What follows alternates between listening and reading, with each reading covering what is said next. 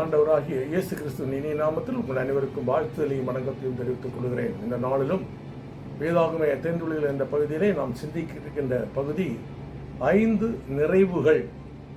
வேதாகமத்திலே குறிப்பிடப்பட்டிருக்கின்ற 5 நிறைவுகள்.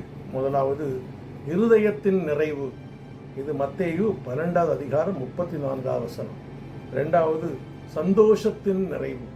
இது யோவான் 15வது அதிகாரம் 11வது வசனம். மூன்றாவது பரிசுத்த ஆவியின் நிறைவு. இது அப்போஸ்தலர் 4வது அதிகாரம் 8வது வசனம். நான்காவது நீதியின் கனிகளின் நிறைவு.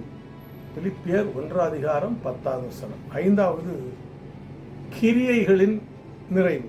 இது வெளிப்படுத்தின விசேஷம் 3வது அதிகாரம் 2வது வசனம்.